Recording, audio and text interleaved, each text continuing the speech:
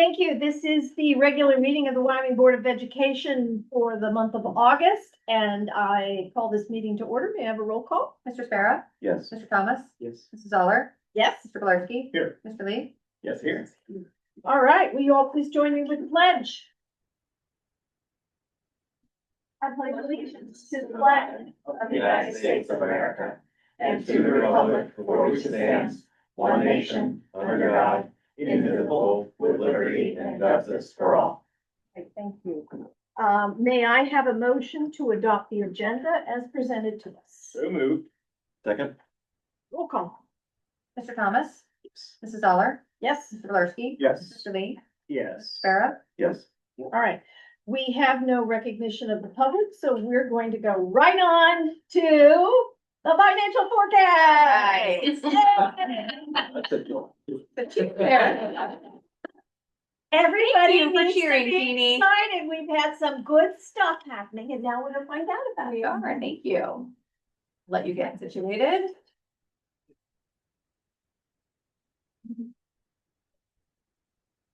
Okay, so are you guys okay if I stay seated here? Yeah. Okay, thank you. So this is the new August edition of the forecast. Remember, the state has been bouncing us around on timeline.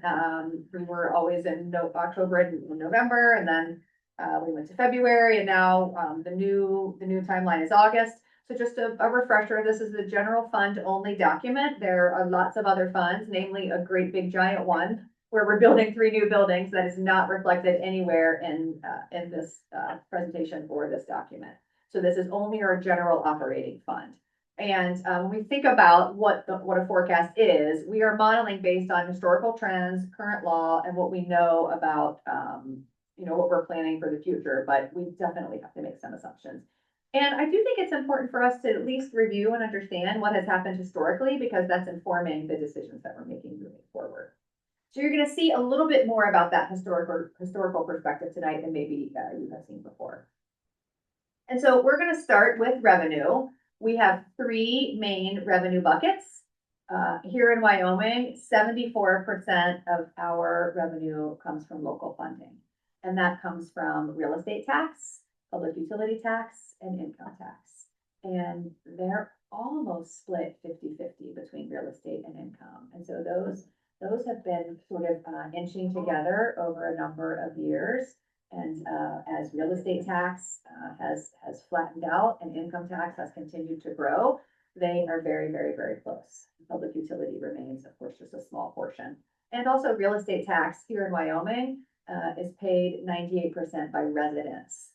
So this isn't a school community where there are big businesses and industry like there are in some of our neighbors, Cincinnati Public, for example, or some larger public school districts, the region, Sycamore or Mason, for example, where they have quite a bit of their tax base that's commercial industrial. Not how it works here. The real estate taxes are paid 98% by the residents of this community. And of course, the income tax is paid all by the residents of this community. And so 74% funded from local tax revenue, about 23% from state funding, and we'll talk about what that means, and then 3% other. We'll look at that real quick. Susie to help me. So when we think about property tax, it is still the highest, 38%. There's a couple blips on that graph. And can anybody make out the date on one of the first early ones? 2007. Maybe around 2000. Or 2005. 2005, okay. And so we have had 2 operating levies passed in the last 21 years. And back in 2005, we had an 8 mil operating levy. And so you can see that bump. And then you can see it stay flat all the way until it was time to pass the next one. There in 2017. And you can see that growth there. And then we've been relatively flat since the last operating levy was passed in 2017. And this forecast starts with we're in fiscal year 26-27. So we are coming up on the 10-year anniversary of that property tax levy. And we're not running one. Obviously, we're not running one in November And this forecast doesn't point towards the need for one in 2027. So we're getting very, very close to a class of students who came here as kindergartners and who will graduate without having to be part of an operating levy here in the district. And so we're gonna, this graph certainly, like that flatline revenue can't support that, right? Because our expenses haven't been flat this whole time. So we have to move on to our next revenue bucket to help us understand really what's happening in the whole revenue picture. Well, this graph looks a little different, right? My goodness, yes. Okay, so we have two voted income tax levies, one from 1989 and one from 1994. And so that means we're collecting 1.25% income tax on total income. Some other school districts across the state have earned income taxes. That was not an option when Wyoming's school district income taxes were passed. So Oh, these is are, that why they chose? they didn't they choose, it choose? was the only option. There were only traditional income taxes available Oh, lucky in us. 1989 and 1994. So these are traditional income taxes. And if we ever made the choice to run another one, we would also have to run a traditional because you can't be combined. You can't make the choice to run the next one only as earned income. Because could you imagine the confusion if when you're filling out your return, your school district income tax return, where you're calculating it one way and then starting here, then you're calculating it different. So I think the state realized that that was a terrible idea. And so they said you have two options. You either have to continue to run a new traditional, or you have to convert your other ones to earned, which I would not recommend for us. I had all this great feeling about that board that came before us and how I owe them so much, but they didn't really make that decision. Well, they did make the decision on diversification in terms of Did. sources of revenue. And went out there to the public and sold it, so, yeah, Yeah, because they, I get points for that. we looked at that other graph and it doesn't take you long to realize that this is a healthy residential tax base, but when you don't have those high commercial industrial values, you're really limited in your ability to generate property tax revenue that you need in order to support expenditure growth. Right. So this helps diversify our tax revenue, obviously. And so we've seen some healthy years. We've been on a little bit of a good run here, but certainly there have been some dips along the way. I can point to COVID, I can point to the recession up there. And then we can point to more, maybe some, early on, some volatility as well. For anyone watching, what would be the difference if it was earned income tax versus the 1.25%? So when we look at the income tax reports, that withholding bucket, earned income. So pension would be exempt, investment revenue would be exempt, and those things contribute materially to our growth It's in the difference Wyoming. between your salary and my retirement. Hmm. We both have to pay now. Mm-hmm. Earned income tax, I get a free ride. Oh, got it. And investment income. Investment income would be exempt.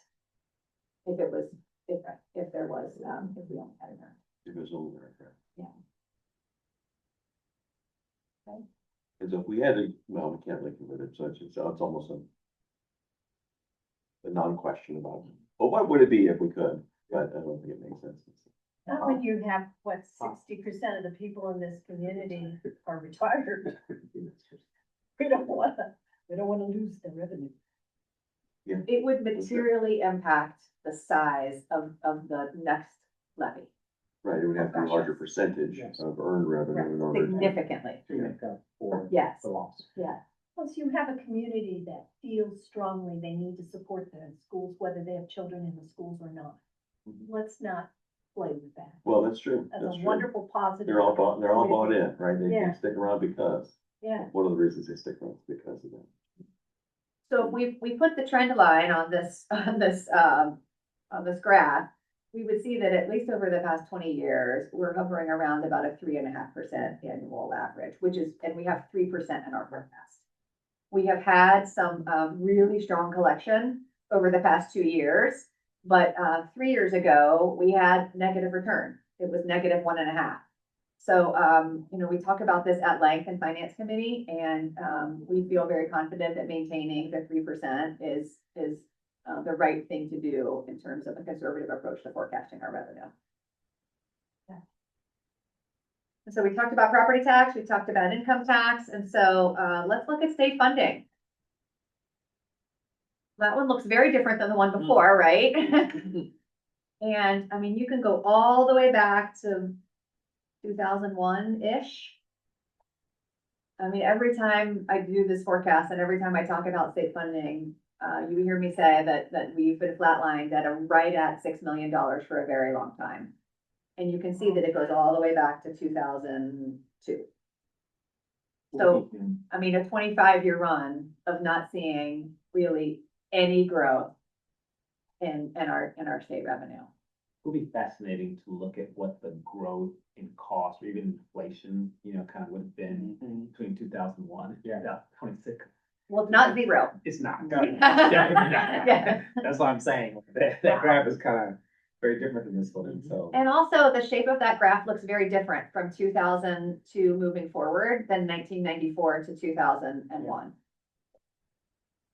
Anybody want to take a stab at what happened right around 1997 that marks the initiation of the steepness of that curve? 20 years ago, .com. we switched to a supermajority. Nope. They're all, when school funding was declared unconstitutional, the General Assembly did initially, as a response, increase state funding to public schools. And so, and you can see that, even here in Wyoming, you can see the shape of that curve. And then you can see the growth there. And that They lasted, figured out nobody was gonna do anything if they stopped. and then in 2002, they said, okay, well, that was fun. We're done with that now. We're not doing that again. And, Wow. and we even took a dive there. Yeah. It's kind of around Wow. 2010-ish. And so I started by thinking it was important for us to just continue to build understanding about what happened in some of these areas historically when we think about what we're forecasting moving forward. And so, this is an important area of risk for us when we think about identifying the areas of risk in this forecast. I have continued to flatline state funding in this forecast. It is projected right at $6 million for the next 4 years. We are about to enter a new biennium budget cycle, and we will guaranteed, because our current governor is term limited, guaranteed we'll have a new governor elected in November. And then that new governor has until March to initiate his version of the budget. And then the House will have a version, the Senate will have a version, and all that will start to get reconciled throughout the spring. And then we'll know sometime around the beginning of July what our number will look like. For the past probably 5 biennium budget cycles, I have said we will be very lucky if we continue to hang on to our $6 million. This forecast assumes that we do. So, but that is an area of risk for us. I don't need to rehash in this presentation that public education funding has continued to be at risk, not just in Wyoming, but public education across the state of Ohio. And so we all need to be advocates, not just for Wyoming, but for continued growth in public education funding. And so, you can see what's been happening to us for a long time now. And so, the state in the formula, there is a version of a formula. It's called the Fair School Funding. I love the way that Jeannie describes it. It's not fair or funded, but it is titled the Fair School Funding Formula. And it assumes that we are wealthy in terms of property tax growth because we are in the formula compared against others in the state. It does not take into account our income tax collection, but it does measure our wealth, and we are measured to be very wealthy. And so that is why we do not continue to generate growth in the state funding formula. Okay. We also, to be fair, are in a little bit of a period of declining enrollment, but actually across the state, statewide, the enrollment figures will tell you that there are less children, period. coming into education, not just public education, but less born to be educated. So, that isn't just a public school problem, not even a problem, it's a public school issue. But to be fair, we are in a little bit of a period of declining enrollment. Not so material that it should impact a reduction, but, worth mentioning. Any questions about state funding? Those are three very different graphs. Yes, thank you. And so when we plug all of them together, believe it or not, that's how that curve shakes out just from a few recent years and then forecasted out. So our 5-year average overall, a 3.1% increase. That increase, remember the shape of those graphs, is driven entirely by income tax growth. Okay, not property tax, not state funding. The only contributor. It is the only contributor to the growth is the income tax, okay? And so the next 4 years is projected overall at 1.32 because we have phased down, of course, the income tax growth. Okay, and as I mentioned several times, state funding is the highest area of risk when we think about moving forward. Okay. So it's certainly important for us to know and understand how much money we have as a school district so that we can plan on how much to spend in order to meet the needs of our students. I mean, that's the whole purpose of working through, this budget and working through the forecast is so that the board and our administrative team can know how we need to dedicate our resources in order to meet the needs of our kids. And so here in Wyoming, 79% of our budget goes towards personnel costs. And that is very much aligned with the benchmark across public education across the state of Ohio. The average is about 80. And so we're right there. Of course, what we do, if you think about public education as a business, we pay staff members to serve our kids, to work with our kids. And so that shows up in the metric there that 79% of our budget is for the salaries and benefits of our staff. Okay, about 230 staff members. That includes certified teachers, classified staff, administrative staff, working towards the benefit of our kids. Okay. The next largest category is purchase services. And that's a kind of a school finance technology term. But what that really means is we are, in some cases, purchasing the services of folks who we would not hire, who we elect not to hire ourselves. And so here in Wyoming, we outsource our technology administration. We outsource our custodial services, some of our maintenance services. We outsource our transportation services. We outsource some of our special education services, both the staff and the placement of particular students. And we're continuing to see pretty strong inflationary pressure on those increases. And so over the past couple of years, that has hovered around maybe the 12 to 13% category. So that has ticked up just a stitch. Okay. And then everything else is supplies, capital, the stuff that we buy that our staff members use to work with our kids. Do we know about any, mention 80 is the average, and I know that we're fairly lean relative to people doing multiple things and trying to be efficient in using the money there. Do we know of any like high performing districts, I might say top 25, 30, that are anywhere under 80 that might be doing something different than we're doing? I do not know that off the top of my head, but I can look that up.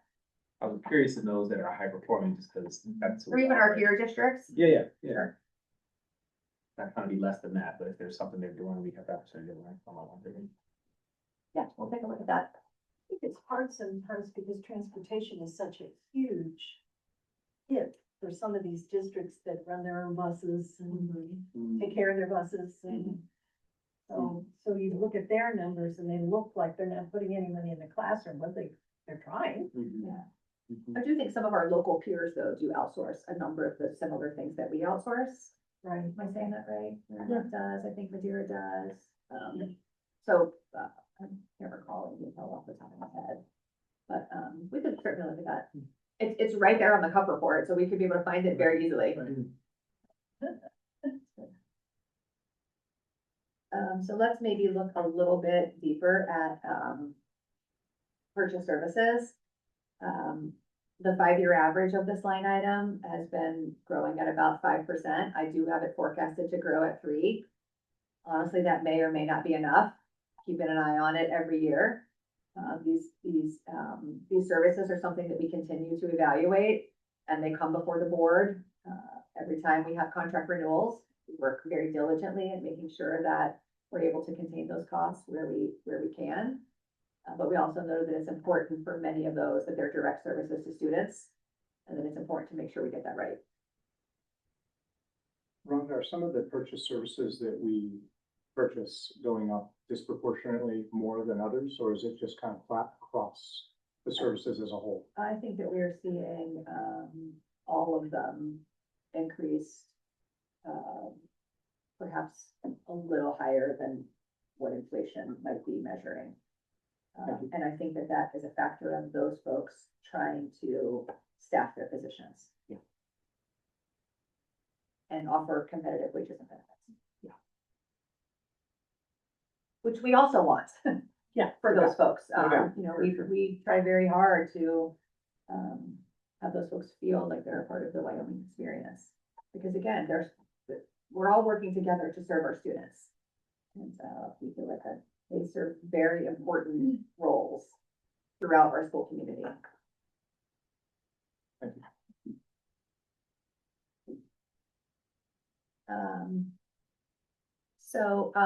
Overall expenditures, the 5-year average has been a 3.5% increase.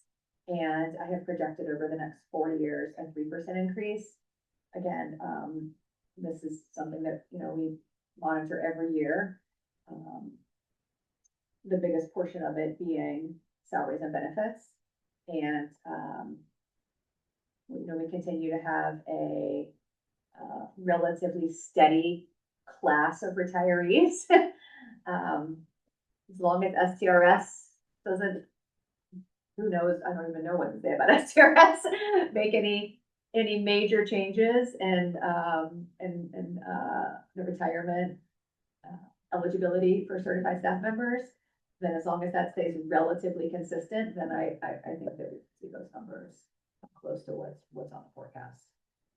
But while it's not a major area of risk, I do want to mention that if STRS does anything significantly changing their pension contribution requirements, actually that would come from the General Assembly, but if it ends up materially changing the pension contribution requirements that are required by the board, that would materially impact this forecast. It's not even a proposed bill that's in the works right now, but I feel like I should mention that. So on the flip side, if STRS continues to lower the years of service where certified staff can retire, then that would have an impact the other way. So those two things are just out there to know, but I've forecasted in tonight's forecast, just a traditional group going up, retiring every year.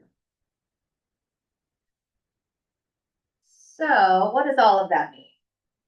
And so this is the cash summary position. And so again, we're in fiscal year 27, so we're the very first column to the left. And so we started our fiscal year with about $9 million in cash. We're going to take in about 32 in revenue.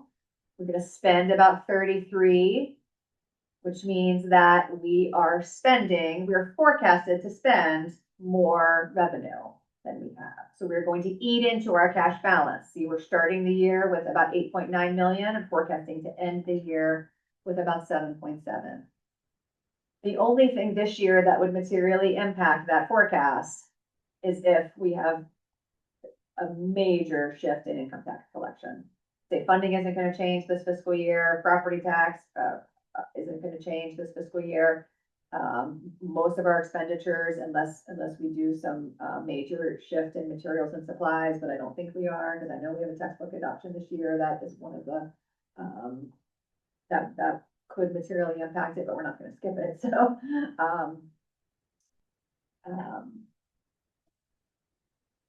I believe we will be deficit spending again this year. We didn't deficit spend last year, but we did a little bit 2 years ago. And so that bottom cash that the ending cash balance line, that bottom line on the chart, that ending cash balance is something that we continue to monitor, and we look at that in term, against what we like to talk about, we call it a cash balance benchmark. And the cash balance benchmark was adopted by the board a number of years ago, and it is a target that helps us understand or helps us monitor when we think we might need to go back to our school community and ask for additional revenue, or work together to reduce expenditures, or in all likelihood, some combination of both of those things. We are constantly evaluating our expenditures and, again, making sure that, we're getting, good contracts and, hiring appropriate staff. And so that isn't something that we only do, when we get towards this benchmark. It is something that we're doing all day, every day as part of our regular rhythm of work. But if every single number on this forecast were exactly correct, this forecast is pointing toward the need for additional revenue in alignment with our cash balance benchmark, which is $5 million. Pressure there, in case anyone forgot that it was $5 million. I know you all had that right on the tip of your tongue, so I'm sorry that I stole your thunder. Because and that exists because we really can't just run our money down to zero, right? We have to have an appropriate level of cash in the bank to be able to meet our cash flow needs in the absence of some delay in revenue or reduced collection or shift in expenses, okay? And so that's really how that benchmark was designed. And so $5 million is our benchmark. And so we are right now forecasted to dip below that in fiscal year 29, which means we need to raise additional revenue for 29, which means we would be running an operating levy in 2028.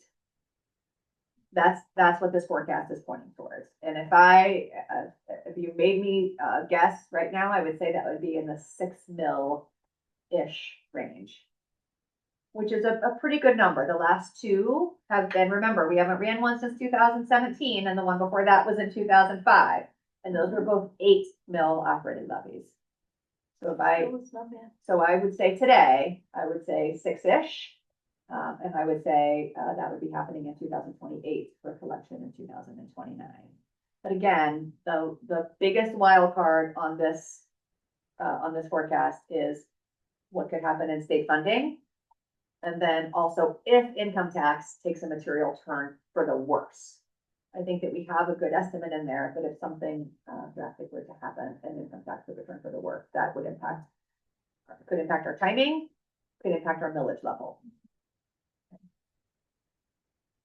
So we've been inching closer to this every year, and we're continuing to get closer and closer. So like May of 28. May of 28 would To be get money January 29. to get money in January, start collection, because if you pass a property tax levy in 28, it would start collection in January of 29. Okay. We are also sensitive to property tax reform. There are a number of pieces of property tax reform that have been passed by the General Assembly. We support those that would impact families who would be most at risk. And so we believe that there is a way to do that responsibly. And so still monitoring that from the state. And then at certain points, certainly not tonight, there would be a conversation about, is it a tax levy or is it a property, income tax levy or a property tax levy that we're running? Yeah, I would think that if we are going to pivot towards an income tax, we need to be having that conversation very soon. Because I would tell you that perhaps we would want to run that in the fall of 27, because there's a longer lag time. So property tax, you pass in calendar year, you start collecting the following January. Income tax, you have to pass it. Then it starts the next year. Folks have to earn that income for a whole year and then pay it the next year. Got it.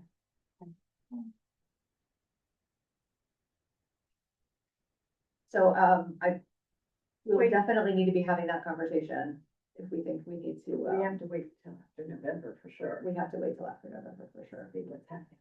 Okay. Got it. Any additional questions? Very dumb question. Then the 6 mils would be added to the current numbers, or I can't remember on the chart, it was Yeah, 6 mils would, 0.75 yes. at one point, and another about 5. Well, those were the income tax numbers, the Okay. percentage numbers, so 6 mils would be a property tax generating about, $2.75 million a year in revenue, so it would be similar to the way that the millage showed up from the bond issue. So it would be your property taxes would be higher. The income tax wouldn't change. It would be 6 mils of property tax on your tax bill. And again, that's just my estimate, sitting here, we're, a few years out, we would run a number of models to make sure that the goal is to always ask for the right amount that gets you, gets you what you need for a few years, because you certainly don't want to go back to your community right away. You want to get something that's going to impact your cash balance in a favorable way enough so that you don't have to go right back again.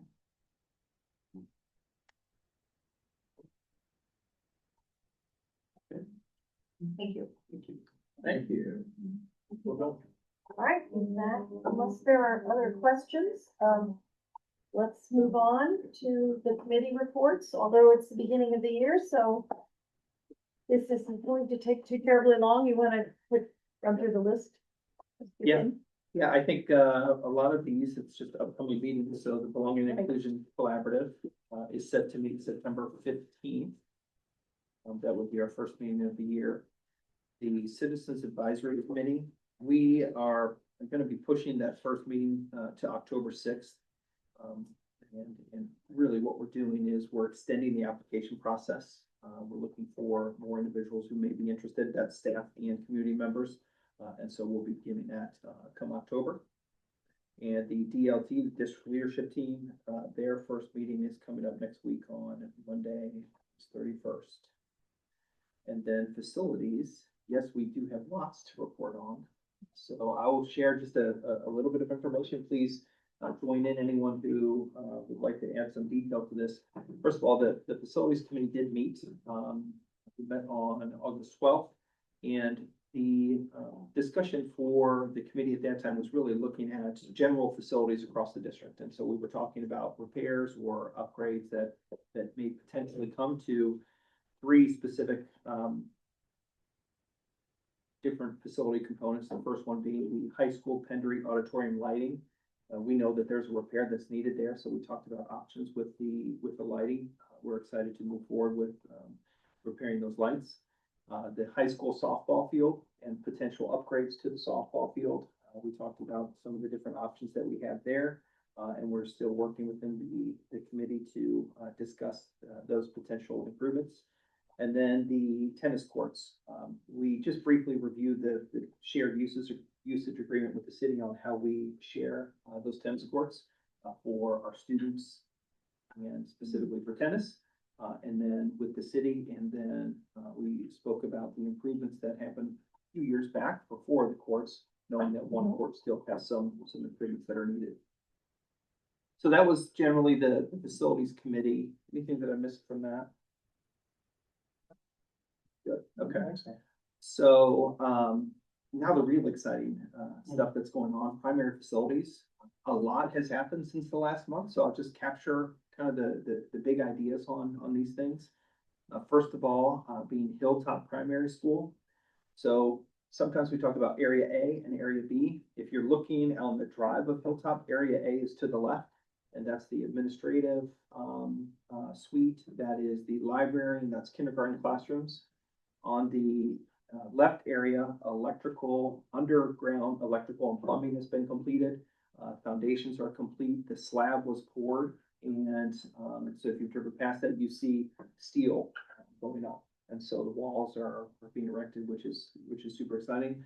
On the right hand side, Area B, that's the cafeteria, gym, art, music, and there's some classrooms on the second floor. I believe 4th grade classroom. Yes. So underground utilities have been put in place there, and the masonry walls on Area B are equally complete. So I think on the backside there's a little bit more to do. So you can see obvious change on Hilltop. Super exciting. Elm, shifting over to Elm School. The demolition, was completed very quickly. The final site grading has been complete, and so there was a reduction of 4 feet in the Elm site. So if you've driven past Elm, you see that's a noticeable change. And the footers and the installation of the footers was to begin this week, but we still have some impacts of the rain that we've had in the last couple of weeks. And so we're hoping that that's going to happen, begin within the week. We do have, on the agenda today, Elm bid package, which is a big deal. That's a lot of positive movement, so we're excited about that. And then we have a, fun event coming up with the groundbreaking ceremony, which is tomorrow at 5 p.m. So, lots of excitement for our Elm Primary School. And then Vermont, just continuing the design, the approval process for the design of Vermont. So all 3 projects moving at a steady pace, all on target right now. Very excited about that. Any questions or additions, anyone? Before our next board meeting, we'll also have a community event at Hilltop. Yes. We're gonna do an on-site community update where people can come out and join us at the construction fence and look at some updated drawings and kind of look at the site and hear from, district representatives from the, construction group and the architect. That is Monday, September 14th at 6 o'clock.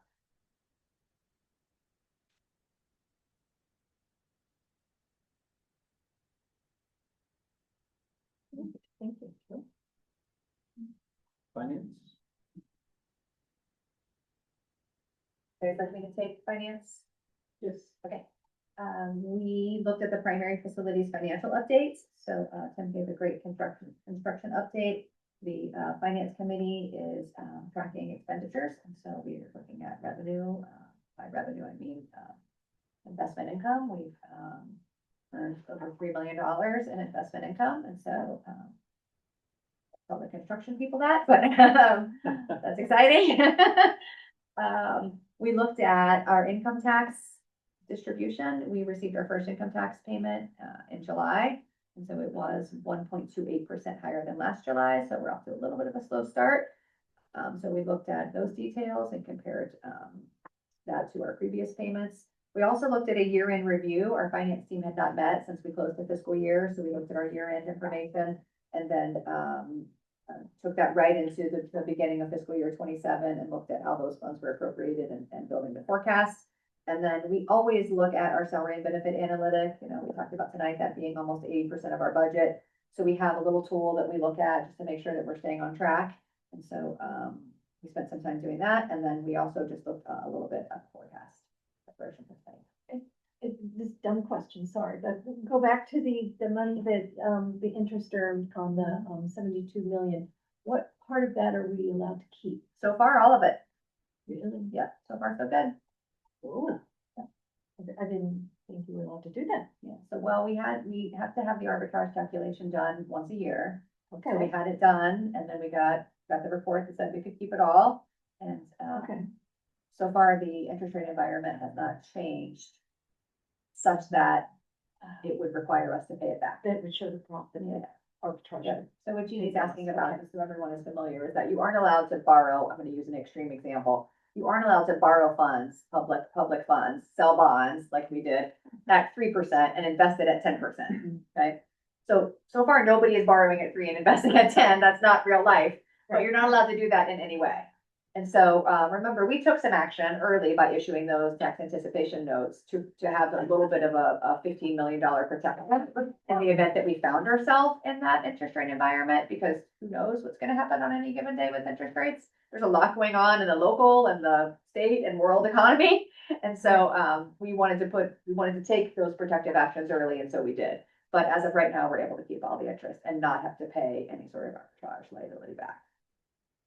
So, That's wonderful. And so far, the schedule of our spending indicates that we will likely get into the accelerated spending portion of our primary schools before we're at risk for those interest rates flipping.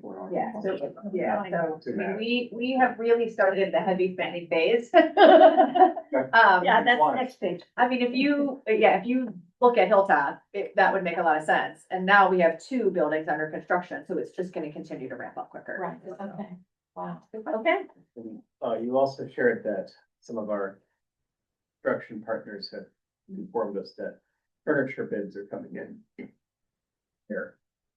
You can expect to spend a little bit more on furniture with it. Is that because they're made of wooden coming from Canada or higher price? Great They question. didn't say exactly why, but they said consistently in what they're seeing Just what across they their see. other jobs, Yeah. is that, I mean, they've been doing an outstanding job. Yeah. And in fact, I think I shared that there are 2 CMPs on the agenda later tonight for your consideration, including the construction of Elm, and that one is 3.5, Elm is 3.25% under budget. And overall, that brings all of the GMPs to date, so the construction of Hilltop, early site work at both, HVACs, even the elevator, all the things that we've approved overall to 3.5% under budget. But there are some things that we know are coming that, we've already heard that are gonna be over, so it's nice to have a little cushion. Okay. All right, wow. Steel. Anything I forgot, finance friends? Good point, thank you. I don't think so. Policy as per se has not met, even though we do have some policies to talk about tonight, right? So we'll move on, if that's okay with everybody, to the primary facilities report. Let me take that. You can, or I can share just a highlight on these. Yeah, go ahead. All right, so 4 important ones here, and I'll just share just a tiny bit of background on each one. The first one, Hilltop, this is a change order for kitchen equipment. This is actually money that we're gonna get back into Wyoming, and it's credit for equipment that is not needed as part of the kitchen program. Oh, okay. B is another change order, and you can see there HVAC, air, dirt, separator clarification, and this actually adds that functionality to the HVAC system, so it adds an air dirt separator to an HVAC, sounds very important to me. And so that's a piece that we want to have within that, and so that's an increase, yes. Mhm. Rhonda was just speaking about the GMP Amendment 2.1, super exciting. Rhonda, you said 3.25% Under. below estimate. So that's approximately $450,000. So very exciting. And when you listen to HGC, that is exciting, but also the reputation of the subcontractors who are part of that bid package and their confidence in those individuals to do the work and to do the work according to our timeline is really critical and important. And so that they've commented on that. So excited. And then item D there, GMP 1.4. This is related to the controls package for the HVAC equipment across all 3 primary schools. So it allows the district to operate those units from one operational system, which would be important. And again, that is also under the estimate by about, I want to say about $360,000. That's correct. Yeah. Jim, just a clarification, it's not that all 3 would be operated from one central system, it's just it would be the same. The same system, in right. each building. Yes, Okay. yes. Thank you.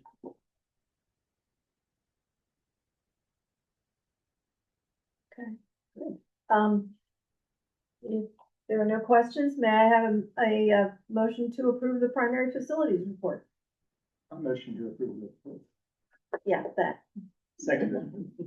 All right, may I have a roll call? Mrs. Zeller, Yes. Mr. Larky, Yes. Mr. Lee, Yes. Mr. Farah, Yes. Mr. Thomas. Thank you. The Board of Education report, we review these 4 policies every year about this time, and Tim, you did explain to us in the highlights what we're looking at, but if you'd like to do that again. Yeah, just real quickly, the first one, policy 2111, parent and family engagement. So that policy covers really the vision for our partnership with families, and we talk about that partnership all the time.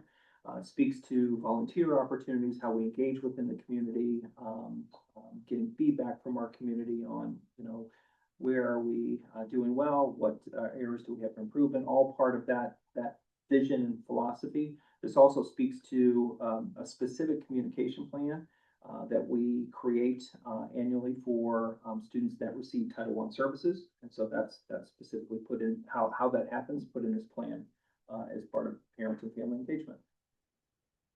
Okay. The next policy, career advising, policy 2413. It just details K-12, how we, ways in which we support career development for students. And that could be within classroom instruction, it could be the work from the counselors, it could be within the course programming that we have for students, whether that's here in Wyoming or elsewhere, and how we look at pathways for students. Part of this, you may have heard of Youth Science. That's an online support mechanism that our students have beginning in junior high, and then going through the high school that helps in terms of creating plans that support potential career pathways for kids. Policy 2623, student assessment, academic intervention services. This details all of the things that we have to keep in mind when we talk about student assessment. And that's Ohio State test, that's any of the standardized tests that we have. And then also intervention services. You've heard lots and lots lately about MTSS and intervention and ways in which we're trying to support all students who excel and need enrichment, and students who are struggling in the classroom. And this speaks to those systems that we have been doing so much with lately. And then that fourth one, policy 8510, wellness. This policy speaks to physical education, nutrition, the sale of food and beverages, and the nutritional value of that those items have to have within the school program. Also speaks to a wellness committee that we have talked about in the past that oversees those things, but we've also branched that wellness committee out to just think about not only student wellness, but staff wellness, and how can we support people to just feel good about the work they do and their experience in Wyoming City Schools. Does our wellness committee, is that made up of teachers and administrators? Yes, it has been. We talked about continuing that in that way, and community members. With our community Okay, members as do part the of that. community members come with like a medical background, a wellness background? We have in the Because we have past, yes. So many good ones Yes, in town. yes, we have in the past, yep. Okay, Mhm. all right, good. All right, you wanna just keep going Yeah, down keep through the going. list here? So online learning makeup plan. This is another plan that we have to review annually. The online makeup plan is for times in which we have to make up missed days of school, up to 3 days. You can only make up 3 days online. And this plan just dictates what that looks like and how that happens, to provide as much synchronous learning opportunities as possible within those 3 days. And it's something that we, again, will review each year just to make sure that that is put in place. We hope to not have to use that. I don't want to say we don't anticipate that. We hope to not have to use that. You never know what can come our way, but This is for district wide, yes, like if a blizzard knocks out the high school for 2 weeks, then we can do this for 3 days. for up to 3 days, yes. It's funny, we used to call these blizzard bags. Yes, yes. I bet you had to put it That's right. together. It was a blizzard. So if you say blizzard bag, everybody knows what it is, but Yeah. yeah, we don't call it that. And this would be if we were under the minimum threshold that we would That's need right. for a number of instructional hours for That is for it. any given building. Okay. That is a great, and so we're well above that threshold, so we feel we'll be okay. So then if we exhaust the number of days that we're simply allowed to not have instruction, Hours. hours, Hours. and we exhaust these 3 days, then we have to extend the school year to. That would be the likely, and if we were in that, if it was not a district-specific event, Yeah. there have been times that the state has modified its Mhm. requirements for school. Yeah, I seem to remember some years they have especially bad weather, so there's a state. Yep. Exemption. Yeah. Yep. Okay. Right. Okay, thanks. And then that final policy is 5,200 attendance.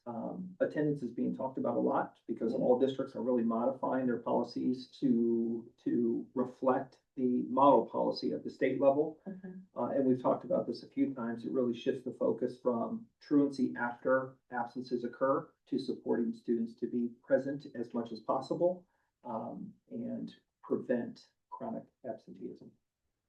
Now, you called it a model policy. Does that mean it's not a law? It's just the policy that came through the legislature? That's my understanding. Okay. Yeah. Would you agree with that, Amy? Yes. Yeah. I mean, there is a state law that mandates Right. these components, but yes, there is a model policy. Okay. All right, thank you.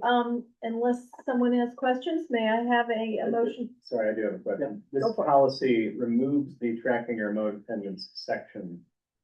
Are we tracking that in another way, or are we just not assuming any remote attendance anymore? No, we still are monitoring attendance. Remote attendance. Remote. Yeah. The very bottom of the document, it has strike through on the whole section tracking remote attendance.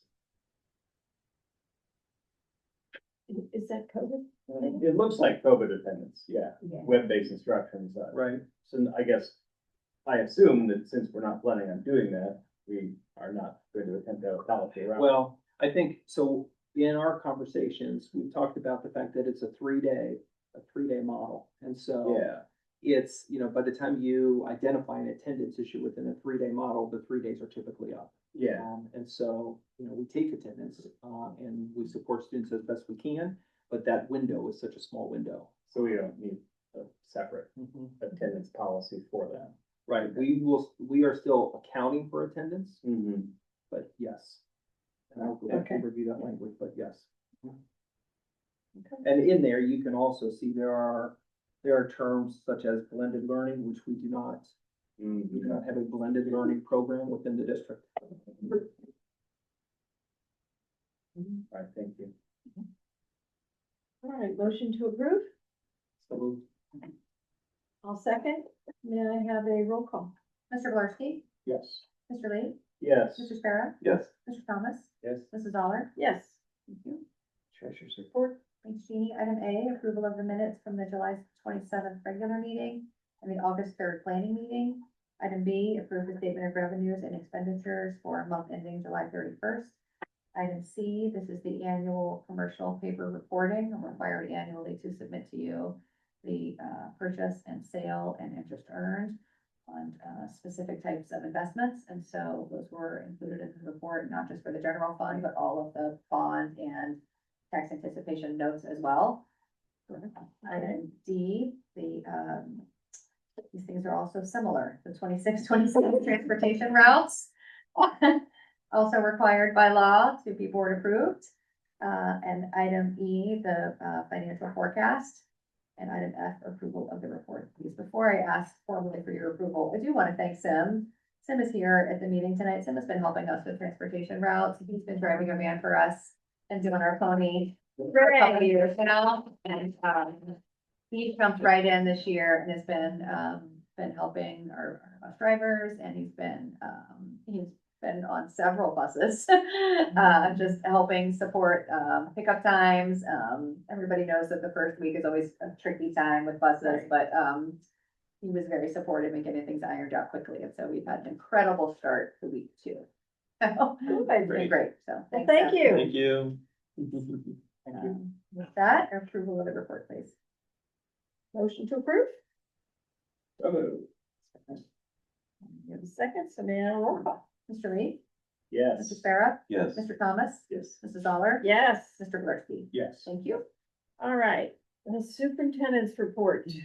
Okay, so, item A, we have multiple personnel recommendations. So you can see number 1 is a new job description for substitute health aide. That job description is created because Sub Solutions no longer handles subs for our clinics. So that's something that we need to do on our own. So we will finalize that and then access subs on our own to make sure that we're supporting students in our clinics. Number 2 is an adjustment to unpaid FMLA leave. Number 3 is for LPDC committee members. You can see the 3 listed there. And again, those individuals help support staff in obtaining the professional development that they need to continue with their licensure. Number 4 is to rescind the sources of strength adult advisor supplemental from that individual who will not be fulfilling that role. Number 5, 26-27 athletic supplemental contracts for these various sports. Number 6, the 26-27 non-athletic supplemental contracts you see listed on the agenda. Number 7 is a recommendation to approve the 26-27 special education team meeting. These are members who participated in that half day of training and discussion over the summer.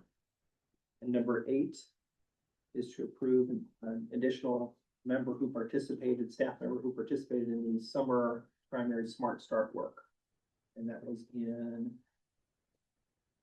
June. And then number 9, the 26-27 middle school after school detention monitors. We hope that they don't get too much business. That's their role anyway. Number 10, 26-27 evaluation committee work. So these are individuals who are on the evaluation committee, which is an important support to our staff.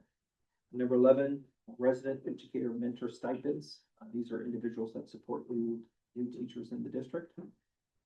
12, 26-27 van drivers for the 2 listed on the agenda. Number 13, summer CPI training for those 3 individuals. So switching to item B, there's a recommendation to approve these individuals listed on the agenda for their participation in application boot camp, which supports students in applying to college. So exciting step for them. Item C is a contract for the 26-27 school year with Family First Education Services.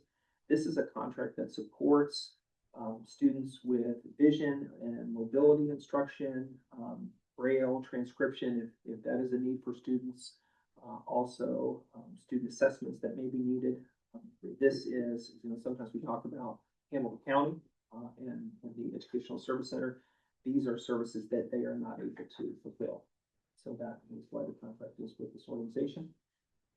Item D is the recommendation to approve the agreement for the 2026-2027 satellite program. It's actually a 3-year agreement. This is with Great Oaks, and this is what brings the business management courses to the high school. That you'll hear a lot about DECA probably throughout the year and some of the competition that they participate in. And then item E is the agreement that we have with Beacon and Tri-Health. It's a sports medicine and sponsorship agreement. Ryan, I don't know if you want to speak a little bit to this agreement and what it. We have had a long time arrangement with Beacon and Tri-Health for sports management services, and then within the past 5 to 6 years, the athletic training services pivoted to DRARE. And so the market for that, not just in Wyoming City schools, but across high school athletics in Southwest Ohio has changed quite a bit. And so we've been working through the changes to those agreements. And so this is the first half. You'll see the sports medicine agreement, and then forthcoming, actually, we'll have it for you ready at the next meeting, probably at the planning meeting. Okay. We'll have the follow-up for the trainer. We had a sub-trainer working, but now we're ready to execute with a full-time trainer again through DRARE. So a change, but also I think that we've settled on something that is a good deal for Wyoming. And I know Matt's very happy with the choice of the folks that DRARE hired. So Okay. Sorry, who's Dreer? DRARE is the group that will provide the athletic trainer. Okay. And so they also have an office right up on the Pike, Mhm. where Right across from Roses. Yeah, okay. where students and families and community members can go for athletic training, or just if you're like me, just walk around, got hurt training. Yeah. I'm in there. I was waiting for me. Yeah, it's rehabilitation. Rehab, that take the place of our agreement with? No, they're separate services. So Okay. Beacon Tri-Health provides the physician coverage, like at Okay. at a football game, and then Okay. there's actually a trainer who comes to practices and at working. So if I gotta have my knee wrapped before I go Yeah. to soccer practice. And who's paying for the trainer? Well, for a long time, they've been free. Okay. And so, now we will be paying. And that is now the landscape across. Sure. the, Okay. um, But then the position, It's we still get free. free in exchange for consideration. Yes, Of yes. the Yeah, advertisers. yeah. The official orthopedics Yeah. doctors of Wyoming Athletics. Yeah, right, you might have heard that a time or two said on the. A couple loudspeaker. times, yeah. Oh, yeah, that's fine, yeah. Yeah. Yeah. Yeah. Yeah. No, it's a great deal. Yeah. Get something, we get something, then Yes, saves money for the school. yeah, it is a little bit confusing because we have both sets, here Okay. in Wyoming, yeah. So are we gonna see advertisements for a career as well? You will. Okay. Yeah, and that is the arrangement we've had for like the Oh, it past is. 5 years. Okay. We've had like this exact same setup. Okay. The Different part. revenue expense side has looked a little different, Okay. but it has been the same staffing system. We've had these folks doing the medical services and we've had a trainer from Dreher. Okay. So I know in previous years, there's been a couple trainers. Is there one this year? There is one. versus- And that impacted by the cost or some other? It's impacted by the market. I mean, as I understand it, as evidenced by the time it took to get this deal done, it's just the market for trainers is very different than it has been in the past couple of years. And the market for those folks who have this licensure to serve in this particular role is just different. How so?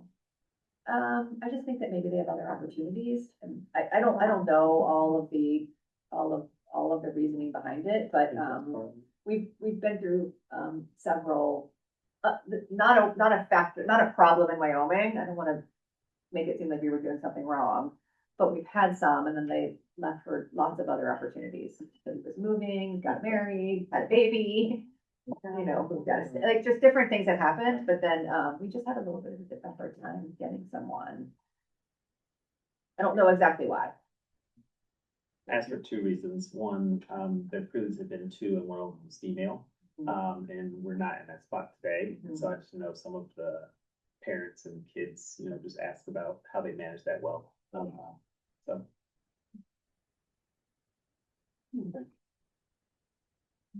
That's a very different. Yeah, that's a really, that's a good point. Thank you, Rhonda.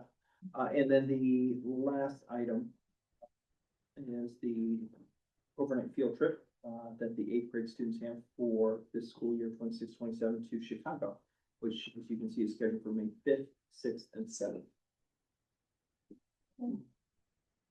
That's not May fifth. No. Okay, good, so make sure. Cece's looking it up right now. It's not. I want to say It's it's not. the 19th. It's not. It's at least the 15th. Even if it was, they'd be back in It's town. the 15th. Yeah, Mayfield, Okay. Mayfield is always No. against the. I think we would. They would not accept that at all. They would not. Red letter dash. Yes. Way early. This, the eighth grade trip? I don't know. Against Mayfield? I mean, Yeah. Howard, Sure, Henry what- was against Mayfield. Yeah. well, that kind of thing. I'm sorry. Hey, they're up there winning awards. Well, That's true. They're happy, I'm happy. And they can write about it then. May I have a motion to approve the superintendent's report? So moved. Second, May I have a roll call? Please? Mr. Farah, Yes. Mr. Thomas, yes. Mrs. Dollar, Yes. Mr. Galarski, Yes. Mr. Lee, Yes. thank you. All right, and then the second superintendent's report, just an employee, may I have a motion to approve that? So moved. Seconded. May I have a roll call? Mr. Thomas, Yes. Mrs. Dollar, Abstain? Mr. Galarski, Yes. Mr. Lee, Yes. Mr. Farah, Yes. thank you. You. Superintendent's update.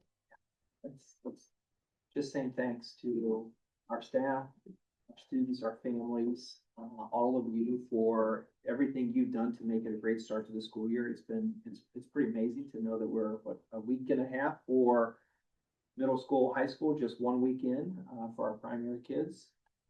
2 buildings and churches, have gone, both of them have gone very smoothly, but a lot of work, a lot of preparation. Speaking of transportation, everybody's getting back home to the right spot, which is great. I know that's good. I know part of that, but you guys do such a great job, with that. But everything has just been, it's been exciting to see. And it's pretty amazing to see how quickly things fall into place. as all of that's happening. And that's with construction going on, which is not a small thing, as you know, it's a big deal.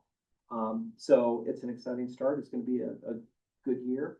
Excited for all that will happen for our students. How are the bathrooms holding up at PCW? No problems? So far, so I good. remember that was So a, that was a thing, Yeah, yes, get it ready did take a for it. while to check to make sure that everything was, Not when you're was doing it going wrong. to hold up, but yes, it's, No. yes, the kids have used the restrooms and everything is Flowing smooth. okay so far. Well said. Well said. soil started. Thank you. Oh my Go God. on and on. No more bathroom puns. Yeah, so really, and so to the Presbyterian Church of Wyoming and to Friendship United Methodist Church, the staff at the churches, and the membership, they've just been amazing to welcome us in. Have volunteered, we would see them before school, after school, they are ready to go and ready to pitch in to make sure that it's a great experience for our students. And we're very lucky to have that. Great. Yep. Wonderful. All right, thank you. Is there anything else to report? Any initial reviews of Smart Start? Yeah, so Smart Start, so we've gotten, I've gotten some individual feedback from families, positive experience. I've gotten a lot of feedback from staff members, on just the initial impacts, all positive. I do not have that in front of me. Okay. We're gonna be continuing to review that, and the hope is during the September planning meeting, when principals are sharing goals for the school year, we're gonna actually have some data on the time saved in terms of how fast student groups, intervention groups have been able to take place.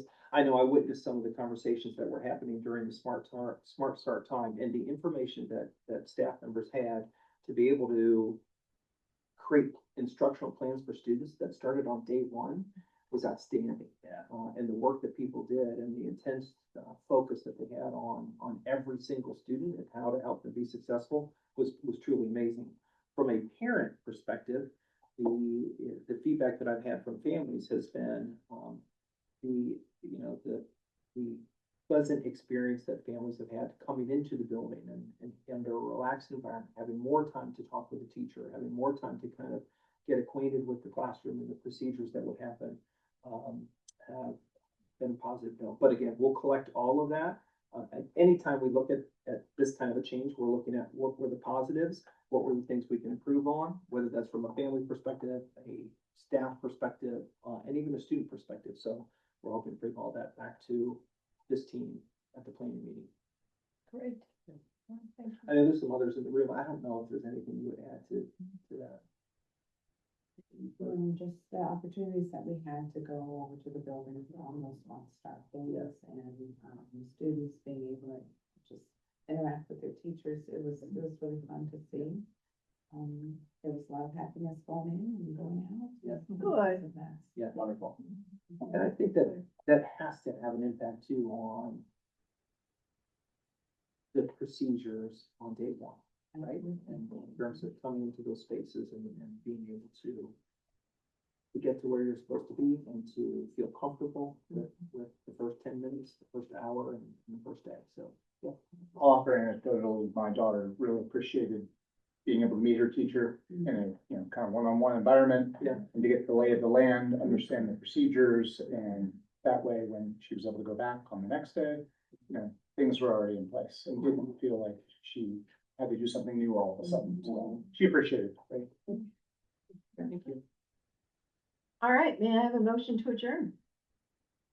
And a second, please? I'll second that. May I have a roll call? Mrs. Aller? Yes. Mr. Galarski? Yes. Mr. Lee? Yes. Mr. Farah? Yes. Thomas? Yes. All right, we are adjourned.